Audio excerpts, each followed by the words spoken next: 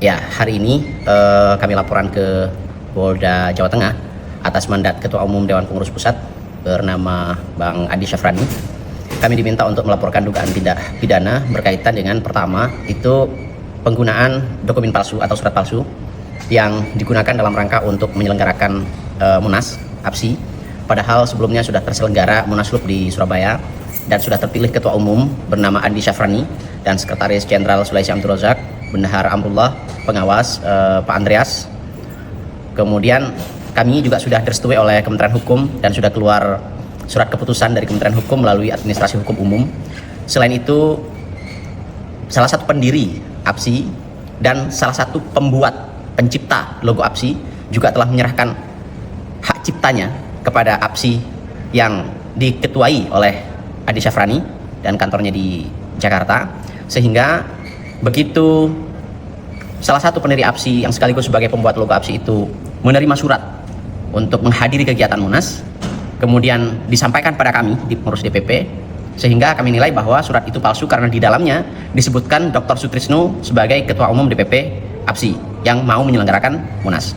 Dan padahal mereka sudah tahu bahwa sebelumnya sudah ada Munaslup dan terpilih Ketua Umum Andi Syafrani, Ketua Umum DPP APSI, dan mereka juga sesungguhnya sudah tahu bahwa sudah ada keputusan dari Menteri Hukum melalui Administrasi Hukum Umum bahwa Ketua Umum yang diakui oleh negara adalah Andi Syafrani yang kantornya di Jakarta dan telah diberikan hak untuk menggunakan logo, hak menggunakannya oleh pembuat logonya yaitu Bapak Dr. Andes Haji Eman Sulaiman MH.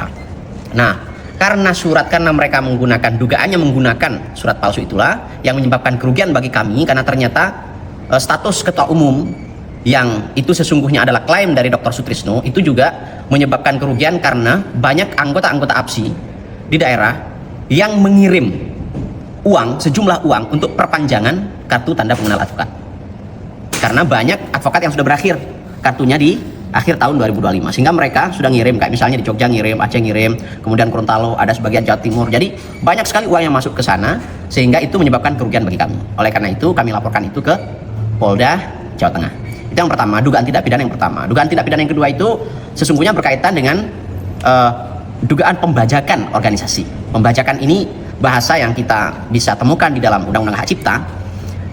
Kenapa kita bilang pembajakan? Karena sudah jelas kok logo organisasi ini pemegang haknya adalah Dewan Pengurus Pusat APSI yang ketua umumnya Andi Syafrani yang kantornya di Jakarta.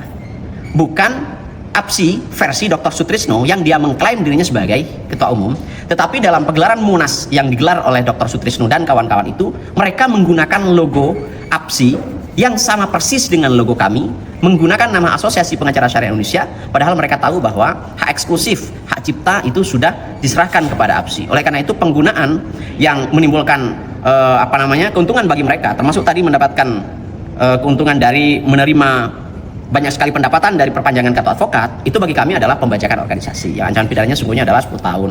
Nah, oleh karena itu kami melaporkan ke Polda Jawa Tengah. Itu intinya.